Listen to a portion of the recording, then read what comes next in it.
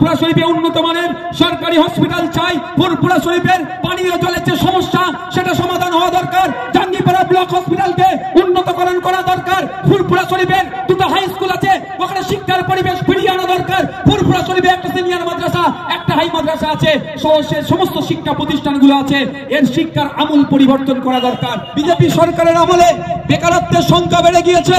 এই বিজেপি সরকারের আমলে আদিবাসীদের উপরে অত্যাচার সব থেকে বেড়েছে। এই বিজেপি সরকারের আমলে দলিতদের উপরে অত্যাচারের সংখ্যা বেড়েছে। এই বিজেপির জন্য হিন্দু মুসলমানের মধ্যে বিভাজন হচ্ছে। এই বিজেপিকে রোখা দরকার। সেই জন্য ভোটটা তৃণমূলকে দেবেন। যদি কেউ ভেবে থাকেন সেও জাগ্রত অবস্থায় স্বপ্ন দেখছে, কারণ আমরা দেখতে পাচ্ছি মুকুল রায় আগেই বলে দিয়েছে, যাই তৃণমূল তাহাই বিজেপি, যাই বিজেপি তাহাই তৃণমূল। দেখুন, কৃষ্ণ কল্যাণী ভোটে দাঁড়িয়েছে রায়গঞ্জ থেকে। কৃষ্ণ কল্যাণী ভোটে দাঁড়িয়েছে রায়গঞ্জ থেকে। তিনি কার ছিলেন? তৃণমূলের বিধায়ক, বিজেপির বিধায়ক, এখন তৃণমূলের এমপি পদপ্রার্থী। বিশ্বজিৎ দাস ভোটে দাঁড়িয়েছে বনগাঁ থেকে। উনি এখন তৃণমূলের ঝান্ডা নিয়ে ভোটে দাঁড়িয়েছে বনগাঁতে, ছিল বিজেপির এমএলএ। মানে এরা সব মেকে একাকার হয়ে গেছে।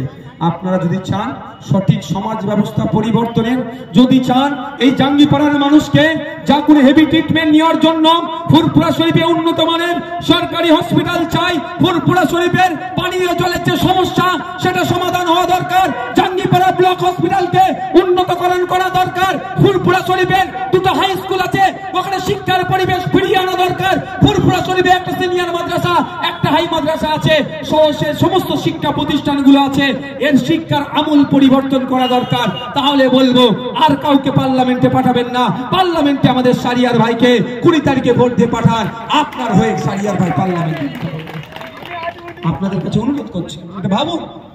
না ভাবলে কিছুই হবে না। ভোট দেওয়ার আগে ভাবুন। শুধুমাত্র বিজেপি বিভাজনের রাজনীতি করছে বলে বিজেপিকে আটকাবার নাম করিয়ে আপনার ভোট কিন্তু লুট হয়ে যাচ্ছে।